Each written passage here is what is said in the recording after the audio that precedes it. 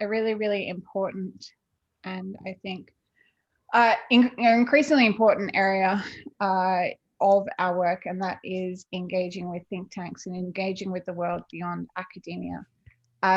We are running this talk today, not just to talk about, how current ADI staff engage with think tanks, but also to talk about how specifically HDRs and ECRs might be able to build those connections more strongly and might be able to leverage their relations. So we're very lucky today to be joined by Lydia Khalil, Greg Barton, and Zahid Ahmed, who are all have really close connections with think tanks in various countries and on various topics. They're each going to talk for about 10 minutes about their experiences, and then I'll ask them some questions, and I hope you'll have some questions too for them, which are, I guess, more specific. So Lydia, I think you were going to talk first, if that works. Sure, thanks, Dara. Just bear with me one moment. I'm going to share my screen because I just have a quick presentation to show you. Sorry, bear with me. And if we could try to stick to 10 minutes quite strictly too, because it's really difficult on Zoom to stop someone once they start talking. So if we could self-manage, that would be really good. Great. Is that screen coming up? Sorry, it's not. Can you make it full screen or something? You have some. I don't know. It's giving me a strange portion of screen share. Yeah, it's really. that's what we're getting to. Maybe try again if there like a screen. That was working a second ago and now it's not. It's always the way. Yep. All right. Well, what I might be able to do is just so we, let me try one more time. Here we go. Sorry for the delay. Perfect. Okay. Well, thanks, Dara. Again, thanks, Dara, for the delay. So my name is Lydia Khalil.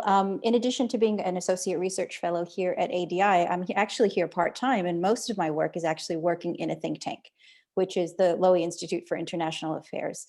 It's based in Sydney, but I work here in Melbourne for it. And in addition to that, I'm a member of the Center for Resilient and Inclusive Societies, which is a think tank that is also affiliated with the Alfred Deakin Institute.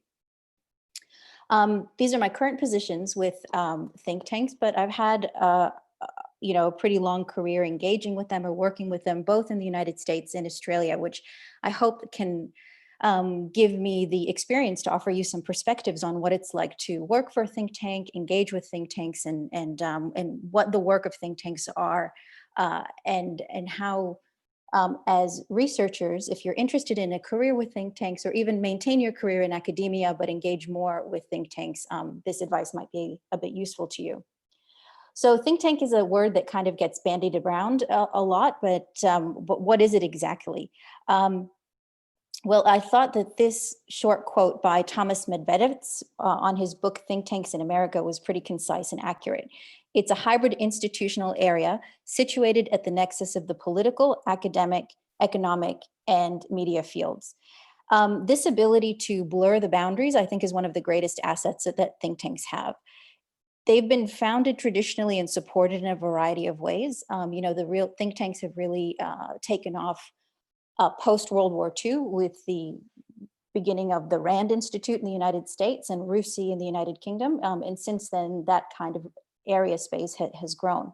They're either funded by governments, foundations, wealthy individuals, endowments, and sometimes a combination of all of the above.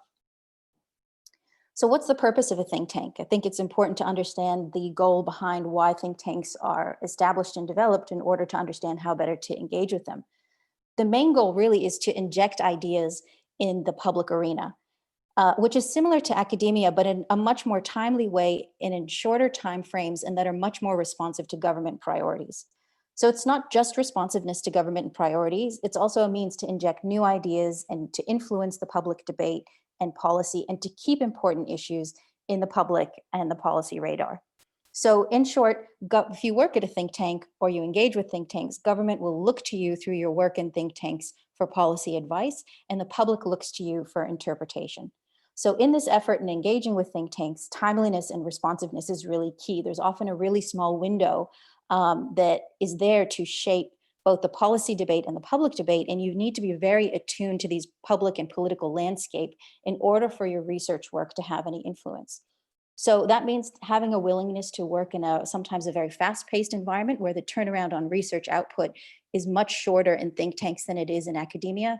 And the level of engagement with the public and with government is much more intensive than it is in academia.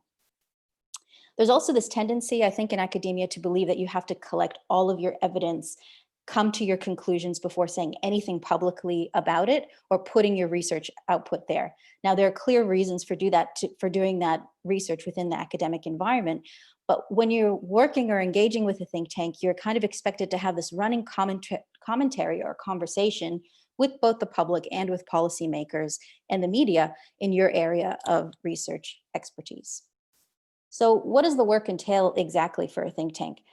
Some of it is not that much different to the work that we do in academia. You know, there's a lot of research and data collection and writing, but the writing is a bit different. You know, you're not writing necessarily for an academic publication. A lot of fellows in think tanks do that, but it's really about think tank reports and publications, publishing in non-academic areas like opinion pieces, magazine features, legislative testimonies and submissions, doing a lot of media engagement. Media engagement is a huge part of the work of think tanks. So you're giving interviews to the media on your area of expertise. You're providing background information for reporters doing features. You could be a talking head on the news, where you're giving your expert advice and your commentary on the issue of the day and the issue that you're expert in. Think tank work also involves a lot of engagement with policy and government stakeholders. So not just presenting your research findings to them, but networking and meeting and talking and having ongoing discussions about their work in the government, how your work can influence that. It also involves organizing and holding a lot of public forums. So engaging with the public on these issues and providing an accessible interpretation of the research work that you're doing to the public. A lot of it also depending on your role within a think tank, if you're there as a fellow or as a senior fellow, it also means engaging with donors, being there for fundraising events, and also having an eye toward the continual funding of the think tank that you're working for. So it's not just about your own research output, but it's also that funding role that you have in order to make the think tank more sustainable. It's not unlike the process of having to continually apply for grant funding when you're working in academia. So there's lots of public events to organize, workshops to hold, closed seminars with key stakeholders, networking, putting your information out there in an accessible way. And what that really comes down to is being an effective communicator and a fluid writer. So communication really is key. Being a communicator, I think, is key to the engagement or work with think tanks. You need to have communication skills, not just research skills. These strong communication skills are really essential to engaging with think tanks and working in think tanks. So that means being able to communicate your ideas in many different ways and to a number of audiences. You have to be able to really distill complex information in your research area very clearly to the media, to the public, and to government. Because especially when you're talking to the public through the media, everybody understands the media cycle and how it works. It's very snappy, it's very fast paced. You have to be able to do that without diluting your research work, which can be extremely tricky enterprise to do. And when you're engaging with government stakeholders, you also have to remember that a lot of them are not expert in your policy area, but are decision makers in that policy area.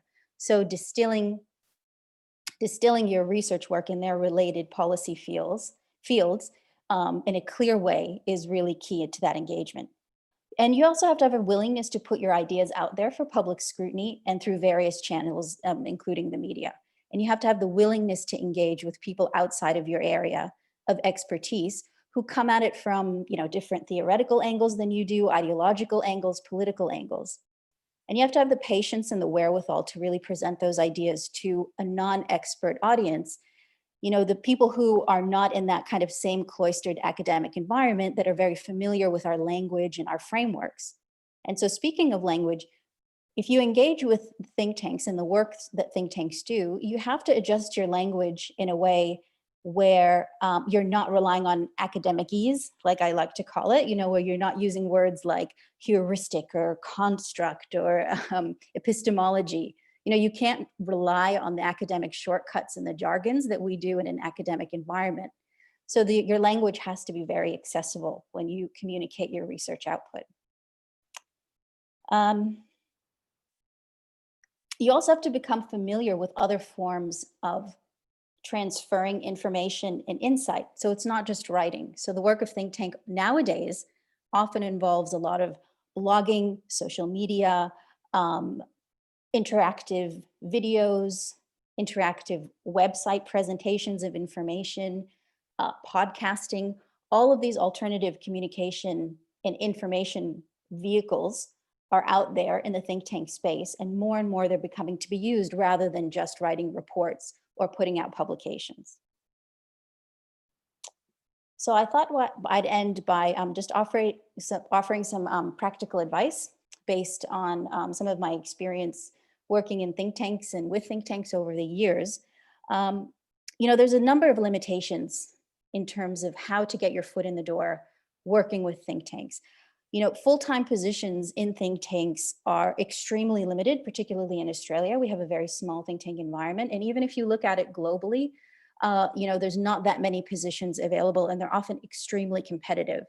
And oftentimes think tanks will recruit for positions or individuals that not only have research experience, but have a public profile, have a history of government work, policy work, and existing stakeholder and media relationships. But there is an opportunity for you to get your foot in the door if you're interested in working with think tanks, and that think tanks will often commission policy papers and other reports outside of the fellows working within their think tanks. So there are opportunities to pitch your ideas for a report to be published by ASPE, say, or the Lowy Institute or the Brookings Institution. And if you can contact the directors, pitch your idea, paying particular attention to the style and the length and the focus area of those think tanks. These think tanks also regularly commission shorter pieces. So you have things like the ASPE Strategist and the Lowy Interpreter, which commission short pieces, which are a great way to put out some of your research output in a timely manner, in a way with an eye to influencing the public debate and the policy debate, in a way that doesn't have you go through that highly competitive process of obtaining a fellowship. The second practical advice I have, again, there's a limitation, I think, with those working in academia around media experience and fluency, which is a very necessary skill in engaging and working in think tanks. It's not one where that's developed in the traditional university environment, but the opportunity there is that this can be very much self-taught. And the current information landscape, you can build your own profile through social media. And there are also training and resources that you can utilize that the university has to help you pick up on that fluency and that skill set that will help you engage with media. Another limitation is around this area of communication. The academic community, again, doesn't really offer you skills or train you for translating your research work into policy. But one of the opportunities coming from an academic environment is that your theory and methods training actually give you a great advantage. And if you can apply them, if you can apply that research training around theory, around methodology, you can really provide new insights in a more robust way, and in a way that policymakers might know kind of through folk knowledge or through experience. But if you can communicate it using your methodological and theoretical expertise, that's key. So back to that point, think tanks, like I said, they'll often recruit people who have policy and research experience. But even if you've never worked in policy area before or had a government role, if your work has had a policy impact, or if you can highlight how it has a policy impact, that's another opportunity to engage your research within the think tank community. The last note I'd end is that there is a limitation around think tanks and politics. So a lot of times think tanks will either have a implicit or even explicit connection with certain political leanings. So for example, here in Australia, the Sydney Institute is a liberal aligned think tank. The John Curtin Center is a labor aligned think tank. Both of them write about politics and economics and international relations and security. However, you need to gauge and be aware of those political affiliations and see how comfortable you are with them. I'd say this too, though, not all think tanks are explicitly politically aligned. Where I work, for example, at the Lowy Institute, there is no political, political angle with that institute. There's a wide variety of fellows who have very different political points of view. Even within my institute, I have research fellows that I engage with on the same issue who come from very different political backgrounds. So the best think tanks actually will not have that explicit political connection. But look into the background of the institute, who funds it, who are the donors, what's their track record of publication before you feel comfortable enough in engaging with that think tank with your research. So I'll end it there, and then I'll make room for any questions if there is any. Thank you so much, Lydia. That was incredibly helpful. We might move straight across to Zahid, if that's okay. And we'll have questions afterwards. Thank you for virtually clapping, Shahram. Thank you, Dara. So I think I'll just build on what Lydia has already talked about in terms of what think tanks do. So I'll straight away get into the topic of what did I learn through my, I had a full-time job with the Friedrich Ebert Stiftung before my PhD, and also continue to engage with think tanks in different capacities, mainly in the, you can say, in Global South. So perhaps I'll talk about some of the lessons I learned about working with think tanks there.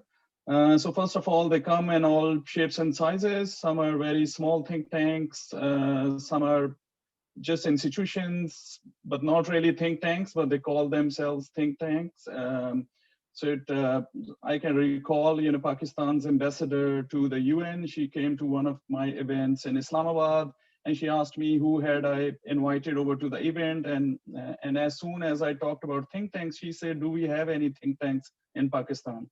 So that in a way made me think, what are real think tanks and what are not. Their sources of funding, I think, in many ways help us understand their objectives. In South Asia and also in the US, there are many think tanks mainly funded by, for example, ministries of foreign affairs, ministries of defense.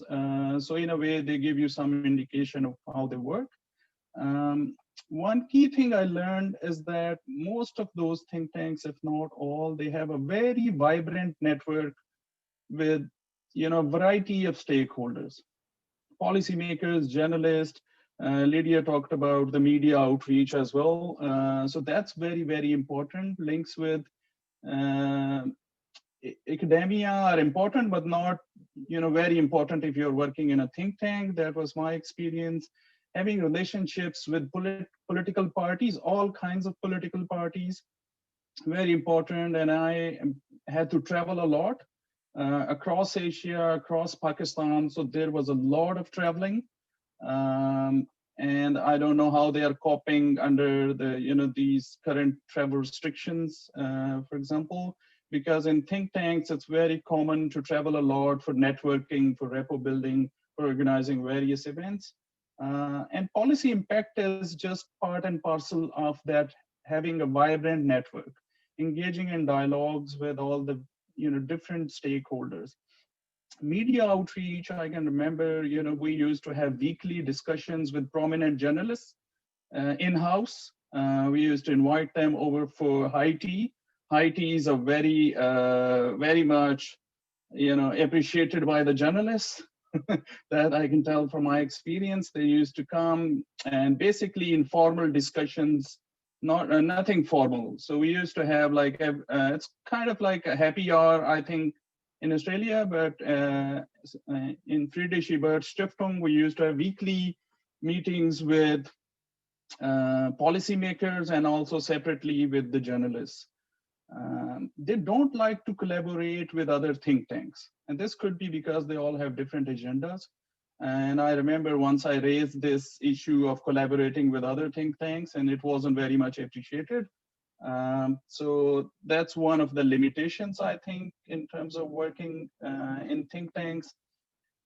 Some key lessons that I learned in terms of field research, similar to what Lydia also said, that report writing without jargon in a very, very simple language, and also making your data available to whoever needs it. Students, many times students, other academics came and they wanted, for example, data collected through field studies in conflict zones, for example, in South Thailand and so on. And most of that was available through open access through the organization's websites. Research dissemination, of course, through many seminars. Working against tight deadlines is a reality if you work in a think tank, because there will always be something going on. So you have to organize seminars, and you have to, again, rely on your basically reputation and networks with policymakers and so on. Outreach through, in terms of through relationships with all political actors and reaching out to them, not just through emails, but visiting them in their offices and organizing meetings there is very important. Having relationships, I'm talking about Pakistan, for example, where military is a key actor. So having a relationship with, military as an institution, also with the media. In terms of networking, having a reputation is one thing, but maintaining a good repo is another thing. So making sure that the brand has respect for being neutral. Although, all think tanks would claim that they are independent, but not many of them are really independent. That's how they work. Regular outreach helps a lot, not just reaching out to think tanks when you need their help, or you need them for a linkage grant, for example, or for a job application, but maintaining a regular link through for example, if you have a publication, especially in a journal article, for example, in a journal, many think tanks don't have access to those journal articles. So sending them a PDF copy of that, and I've seen that many of them do appreciate whenever you share your publications with them. So that's, I think, very important. And networking through a variety of ways. There are some think tanks, for example, for them, we organized even massive events, for example, whenever they were visiting Australia. So there is that continuation of the links. And when I was visiting Sri Lanka just last year, I approached Regional Center for Strategic Studies there. They invited me to for a seminar paper. So it's basically just a continuation of the relationship, which you, for example, started 10 years ago, but also maintaining that relationship. So how to approach think tanks? I've already talked about that. Do not just reach out to them when you need them. Maintaining a regular link, I think, is very important in terms, and through simple things like sharing your publications, if you do op-eds, collaborate by writing opinion pieces and policy briefs. I think in academia, many of us are often double-minded when we think of these outputs that do not carry a lot of value in today's academia.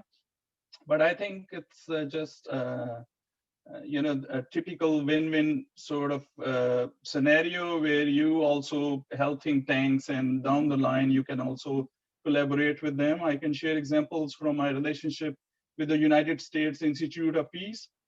Whenever they were bringing US congressmen to Islamabad, I was invited to meet them, and suddenly this opportunity emerged, and they wanted me to apply for a research grant that in the end I got, and conducted a study on peace education in Pakistan. They have actually a lot of opportunities, and I think they will emerge automatically through the relationship, because many times they do not announce those job opportunities, for example, through newspapers or even through their websites. Often they already know the people, and they offer them consultancies. They offer them also opportunities in terms of research grants, and also to write policy briefs and so on. And in terms of joint research, I think that's very tricky area. I see that these days in Pakistan and India, for example, most of the think tanks do have their journals, but their journals are of course not Q1 or Q2. So you have to, what I normally do when they approach me to submit a journal article, I find polite ways of saying no to still be able to maintain the relationship. So what I do is I review a lot of papers for them. It's again, I think it's about maintaining a relationship, and that's one of the reasons I do that.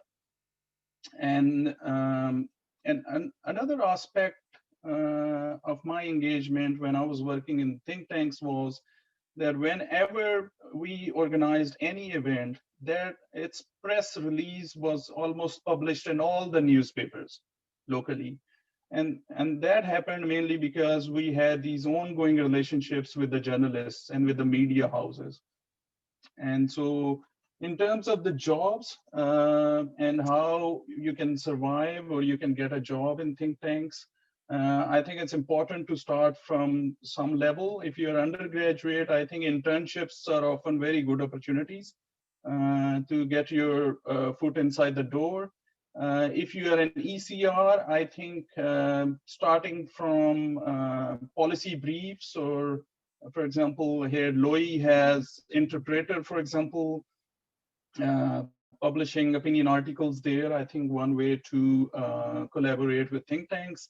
I'll just stop here and then I can answer any questions at a later stage. Thank you. Thanks so much, Zahid. That's really interesting. I think a really important point about the need to maintain relationships over time. These aren't things that you should just dip in and out of as you need something from them. It's really good to be able to maintain meaningful relationships. Greg, did you have a PowerPoint? Or are you happy with this chat? I've got a PowerPoint, so I'll share screen.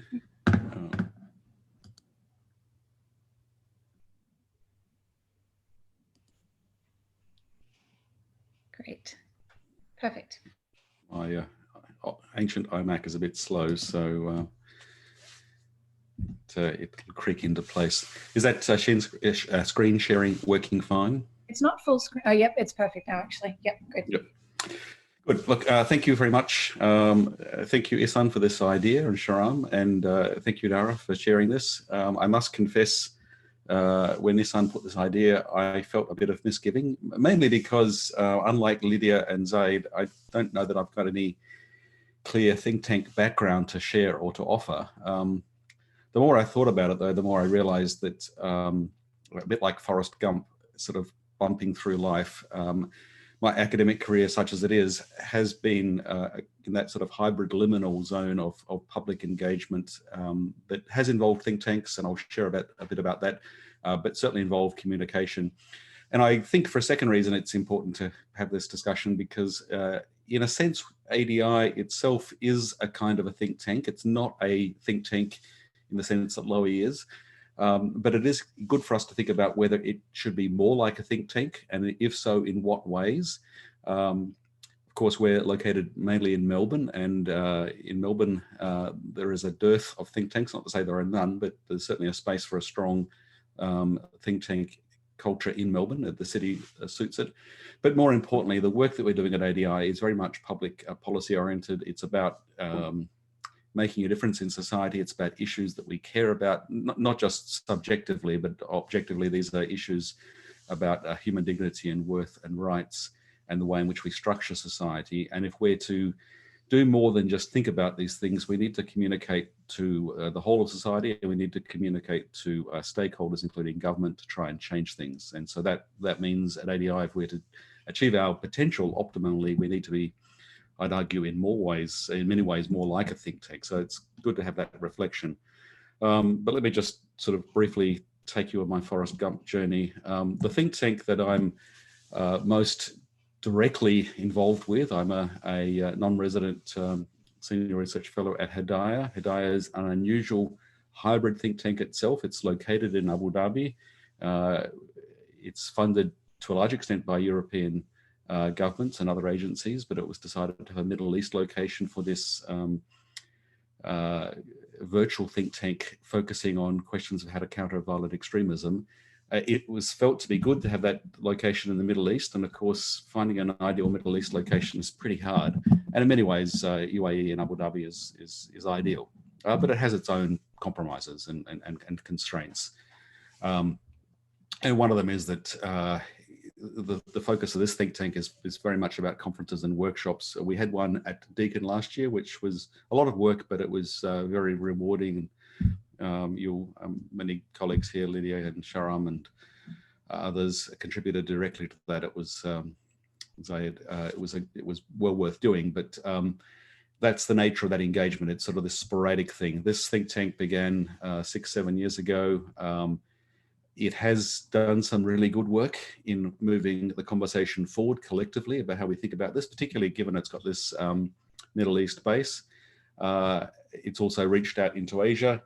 It has aspirations about what it would like to do that are not easily achieved. So it's not a Middle East Brookings institution or even a Lowy or a RUSI. It's something different. And in many ways, it would be great if it could become that. I don't know whether that will ever happen, but it's interesting, nevertheless, to try and support it and work with it and be engaged with it. And I'm grateful for the opportunity. Another kind of think tank experience that I've had, for what it's worth, as I said, this is the Forrest Gump career. It's happenstance and bumbling, but some useful things along the way. The work that Matteo Vagani and I have been doing linked to ADI for the last 5 years is with a network called the Southeast Asian Network of Civil Society Organisations, which has been funded by the Australian government, first Attorney Generals, then Department of Home Affairs, with DFAT funding, so overseas development aid funding, really doing capacity building work in the area of countering violent extremism. So we work with a lot of really interesting CSOs in Indonesia, Malaysia, Thailand, and the Philippines principally. Just this year, we've been involved in doing virtual work because our normal capacity building workshops haven't been possible. We had to cancel at very short notice for understandable reasons. So we've done some virtual products. Some really interesting things have come out. For example, a series of short videos from Indonesia and Thailand. In Indonesia's case, looking at returning foreign terrorist fighters, such as Daniel's story. Also some infographics with that to try and communicate that. Once again, a focus on the capacity building side of things, so it's very practically oriented. Matteo and I constantly look for opportunities to get research funding. This funding for this program has been tagged in part as research, but of course, from Canberra's point of view, they don't see research as the priority. They want evidence-led policy and programs, but they don't particularly, I wouldn't say they don't want to fund research, it's just they say that this funding is not tagged for research. So we've got to find ways to do research along the side, which we have been doing. We've got a book just about to go to publisher next week, based on this collaboration, based on writing up the work that's been done. There's another aspect to this engagement in that, and this is the very Forrest Gumpian aspect for me, in that one of the think tanks, the CSOs that I've been longest involved with, the Wahid Foundation, came out of working with friends inspired by the work of Abdurrahman Wahid, Gusto, as he's popularly known, who was Indonesian president after Habibie, who followed Suharto, so a transitional president. And as it happened, I was involved in working with a group that was a group of friends and colleagues around that community, and was involved in the formation of this CSO, which has gone from strength to strength, which I'm very glad to see. So Sean CSO does work with this Wahid Foundation for good objective reasons, because it's got a unique network into the traditionalist Muslim community of Nahdlatul Ulama, and it's developed its capacity. I have had some input into the way those ideas have developed. I'm listed sort of for accidental reasons as one of the founders. It's an odd sort of collaboration, but a very valuable collaboration. So it sounds like I'm grumbling, but I'm really grateful. I just feel a bit embarrassed about, as I said, the Forrest Gump nature of it all.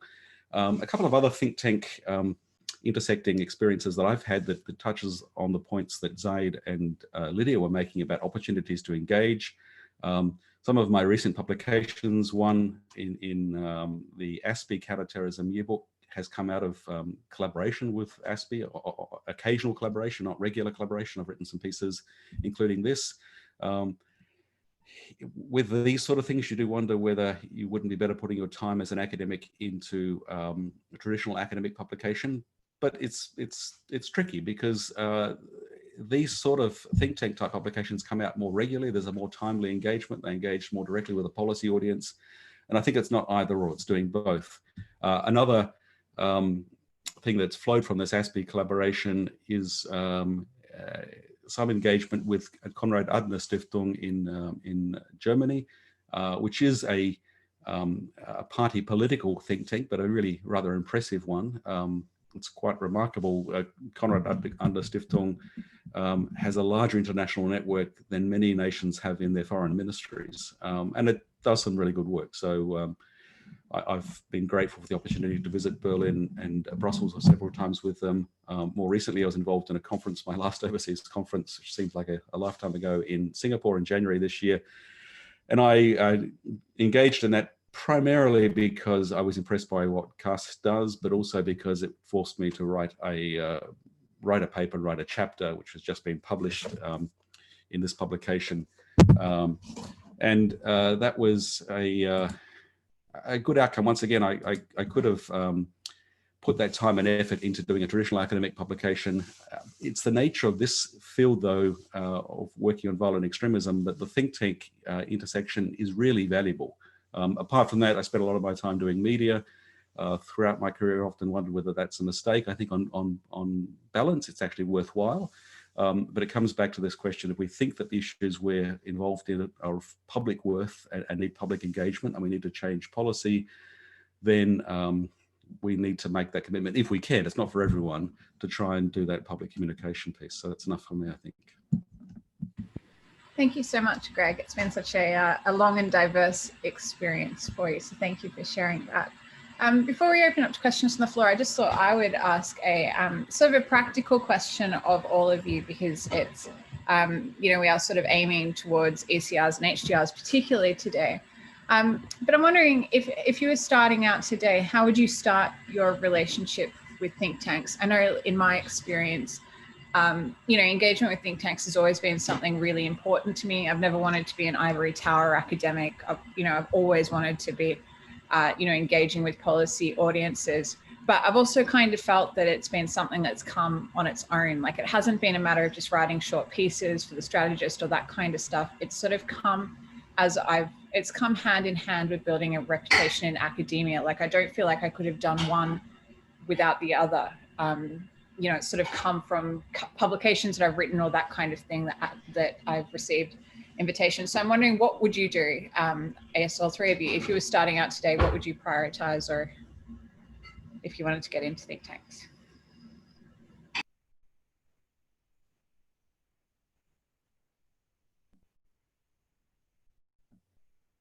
Would you like one of us to, who would you like to start, Dara? Whoever would like. You can, Lydia. Okay. Well, I think your point about having this be a complementary aspect of your career, I think, is a great one. It definitely isn't either or, but it also goes back to the value of what you see of your academic work to be. You know, do you want to be an academic that influences the public and policy debate through your work? And if you do, then engagement with think tanks it's a no-brainer. It's a must, and it has that complementarity that you spoke about.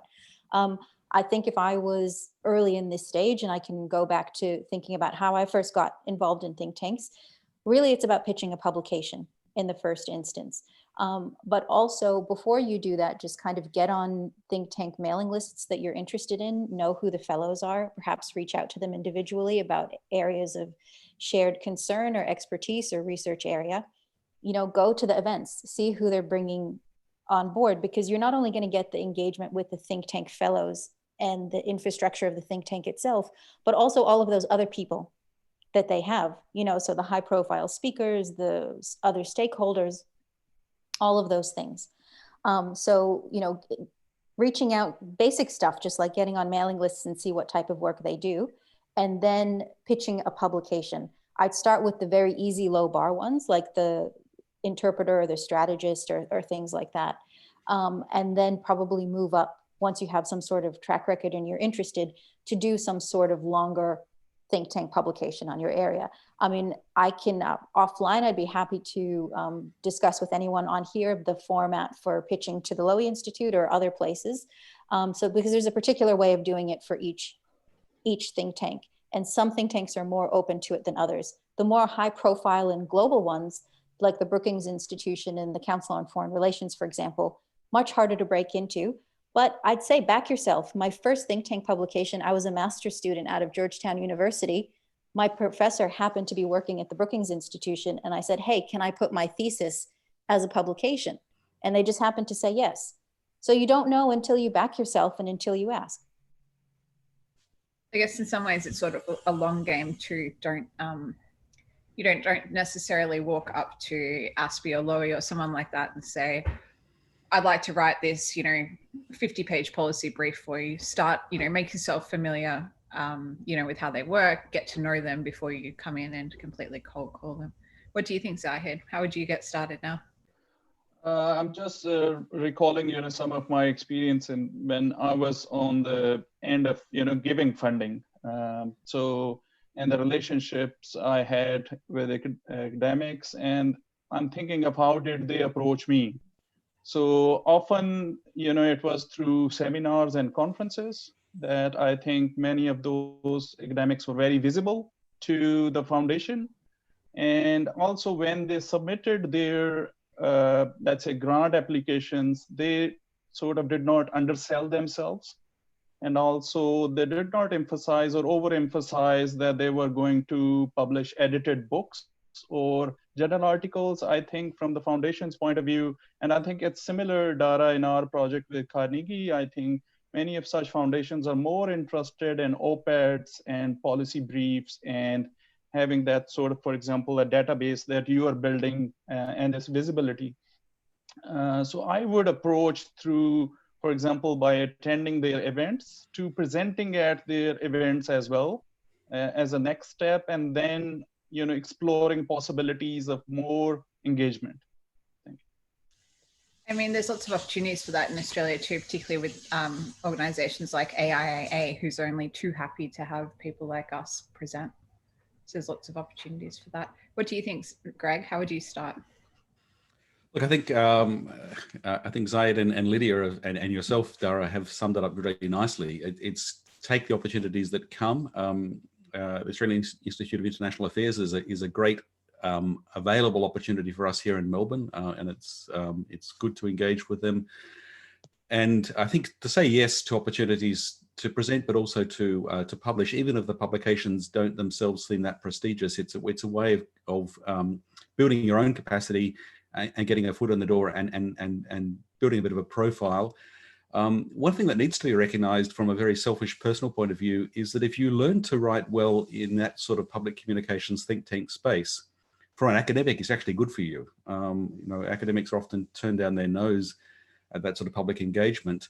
But one of the things that holds academic work back in terms of the good we can do to society is our ability to communicate. We're often sort of in two minds about that. I think the reality is the better you learn to communicate, including particularly to write, but also to engage in media and to speak, not just the more influence you can have for things that you think are important, but academically, it's you're going to end up with a better career outcome. Maybe not directly, but people might make an argument against you in terms of metrics and citations and other things. But think of the most influential figures, and perhaps also the people that it's not always the same thing that you most admire. Often these are people who have written big, clear pieces, maybe not the same volume as others, but pieces that stand out and are really easy to dip into and engage. I think of somebody like, a professor of mine at Monash when I was an undergraduate years ago, talked about something, and he was a very shy sort of English retiring guy, but had a curious mind. And he said, "What do you think about Clifford Geertz?" And I said, "Well, he's probably wrong a lot of the time." He said, "Yeah, but you imagine if Clifford Geertz is wrong half of the time, which means the other half of the time he's right. Imagine how many good ideas he has and how well he communicates that." And if for people like me who've worked on Islam in Southeast Asia, including Indonesia, big, bold, clear writers like that have been really important. So that's not a bad thing to think about. People might be turn up their nose at such writers. Something like John Esposito has made a great contribution, I think, over the lot. The other thing I want to add, though, which is important, is that there's some questions coming in about what difference we make in policy. Well, it's hard to prove, hard to track, hard to measure. But I think in the area of dealing with the question of violent extremism and hateful extremism, those of us who are engaged because we are concerned about the really harmful impact of this manifestations of extremist thinking and behavior on communities, including the communities that source and recruit, radicalize and recruit young people. And we're concerned about how best to prevent that, how best to be involved in the rehabilitation side of it comes to that. But, basically taking essentially a progressive position to try and make things better. And I think in the Australian space, Olivia can speak to this, I'm sure. I think we have had success. I don't know how much we can claim individually or collectively, but the level of thinking in government circles and in stakeholder communities and in community groups has moved on considerably. It's generally fairly mature, and there's lots of things we could say should be better.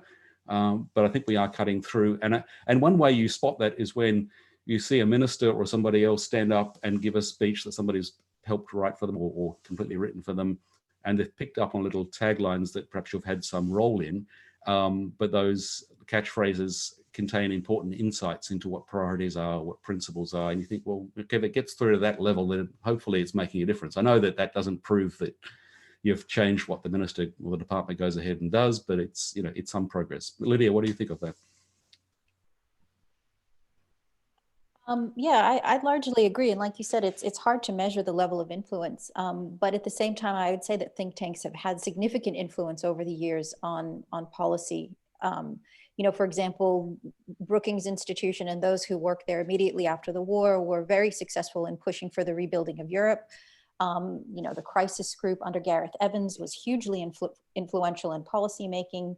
Anecdotally, in terms of my work and working for the Council on Foreign Relations and at the Lowey Institute, you have access to decision makers, and it's difficult to gauge exactly, but you have that access, you have those conversations, and you can see how their engagement with you and your research and that of other fellows influences their thinking in a much more direct way than the long-term goals of the academy. So that is a reality. But the other thing we have to think about too is that, they can also have influence in a way of propping up the consensus. So especially in the West, think tanks have played a huge role in terms of bolstering the neoliberal consensus that we're under at the moment too. The Heritage Foundation in the United States provided access and a platform for many conservative ideas that would have perhaps not have had that. So I think to say that's a long answer for saying that yes, think tanks and the individuals working in think tanks do have a significant level of influence in that work. Fascinating. So we've got quite a few questions here. We've just answered Sarah's question. I think we've answered Margarita's first question too. Alham Mustafa has asked about the impact. How does engaging with think tanks impact academic careers? Maybe if just one of you answer that, because we're actually running short on time. We've got quite a lot of questions.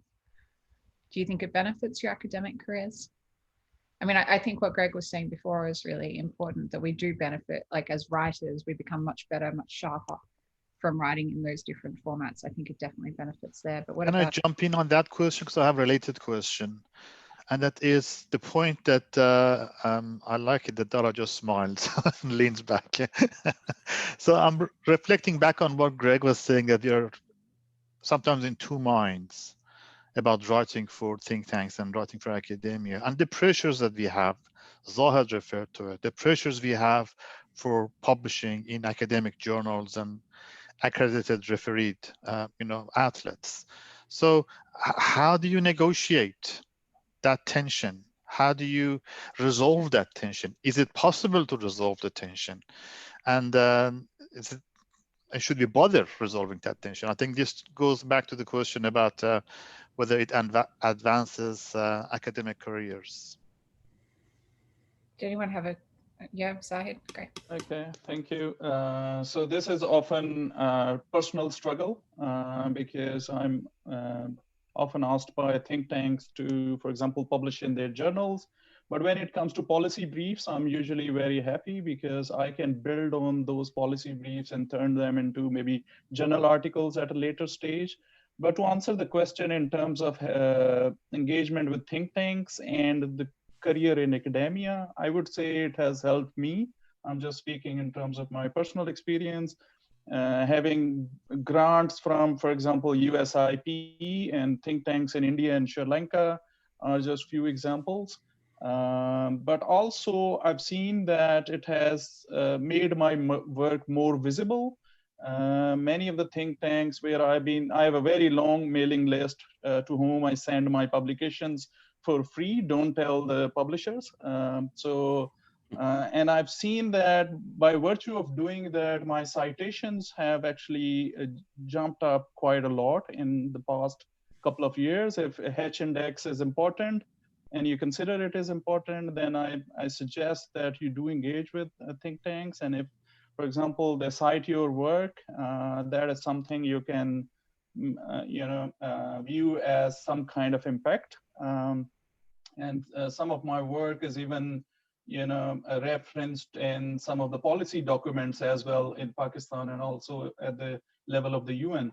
And that's mainly through the think tanks. And talking about think tanks' real impact, I can give you a few examples from Pakistan that if you look at Pakistan's, for example, labor laws, that is mainly by virtue of think tanks' work. 33% quota for the women in politics is also because of the recommendations through the think tanks. At the level of India and Pakistan, think tanks have been organizing many track 2, track 3 dialogues, and they did have some impact in terms of normalizing relations between Pakistan and India, which is now unthinkable, but there were good days as well, like a decade ago or so. So these are just some examples. Thank you.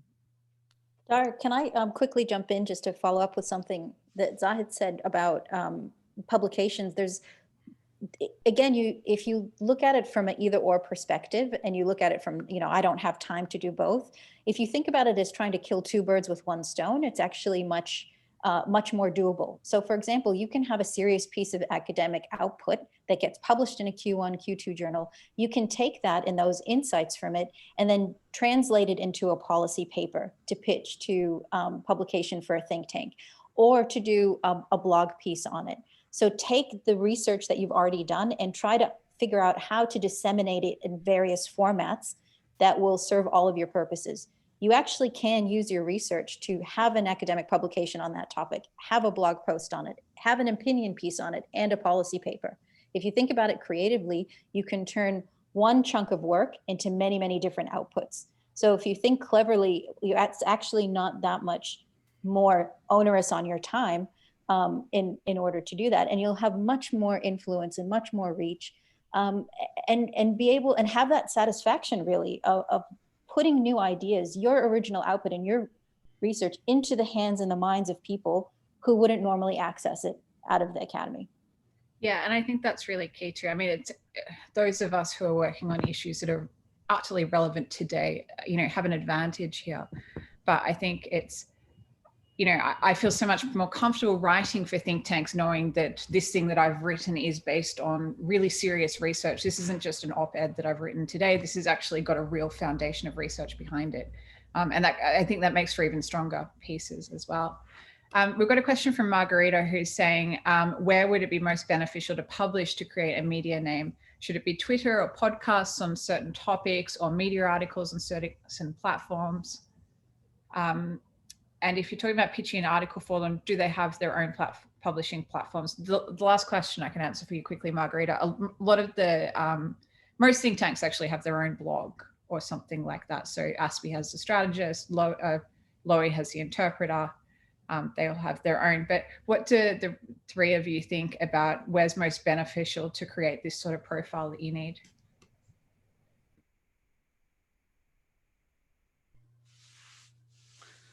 One thing we should mention, Dara, in this conversation is the conversation. because the conversation has sort of created a virtual think tank space. And I've often been critical of the conversation, particularly when I pitch something to them and they say, "Oh no, we don't want to do it." And you think, well, why did you get me to pitch? And, you know, it can be frustrating, or they come to you at 11 o'clock and want something by 2 o'clock. And you think, whose universe is this? On the other hand, they've done some really great work, and they're doing something really vital, which is getting important academic research, original analysis out to a broader audience, including the stakeholder audience, but just the public in general. And if you can write well for the conversation, then you can write well for sort of regular think tanks and for opinion sites. You're going to get broader reach and perhaps some longevity about what you do. And then going back to Lydia's point, as an academic, you can work up your evolving line of analysis and your original contribution to your field through a series of short pieces, and places like the conversation are places where you can sort of sketch out some ideas, get some feedback, and then take it forward. Great. So we've got 2 minutes left, so I might just ask a last question from Suhal, who says, is it more appropriate to be engaging in think tanks locally or globally? What would be more beneficial to HDRs? I think it depends on the area that you're working in. So Dara, for example, in the work that you're doing, I mean, I know that you've engaged with both international and Australian think tanks, but as you know, that, you know, Syria, Iraq are much more relevance and urgency perhaps to think tanks in Europe and the United States than they are in Australia. So I think it depends on really where your research focus lies. Yeah, just building on that, yeah, of course, it depends on your area of research. So if you're in area studies, and, you know, I know Australian think tanks also focus on certain regions, for example, Middle East and, you know, South and Southeast Asia. So definitely, yes, that you have to engage with Australian think tanks, because you have also the luxury of meeting some of those people face to face, especially under normal circumstances. But then internationally, because, you know, in many of the, let's say, your grant applications, if you have to collect data, let's say in Pakistan, Afghanistan, and other places, those collaborations can really play a great role in terms of saving you time and trouble of doing data collection there. And if you have to organize a conference, for example, let's say in those countries, I think having local contacts is very useful. So I guess both, but I mean, I think obviously, even if there is a benefit to you being in local ones, you know, I don't think you could ever publish with the Brookings Institution and it look bad for you. You know, like there are some think tanks that are so high profile and so credible that they're always going to make you look good, Suhal. So, you know, I would aim for whatever you think will serve you best. Unfortunately, we've run out of time. We've got so many questions, but I think speaks to the huge experience that our panelists have. I have just quickly put some current open internships at think tanks in the chat in case anyone's interested. There are a couple open now, including one from a think tank called the Blueprint Institute, which is brand new. So it's a really great opportunity to get yourself in. I hadn't actually heard of them until yesterday. So really good opportunity to get yourself in the door and be part of something that is trying to grow right now. But please join me in thanking our three panelists for sharing their fascinating insights, decades of experience, and all the, you know, the ways that we can engage and become better academics and better think tank scholars. Thank you all. And thank you all for coming. Thank you. Thank you. Bye. Bye.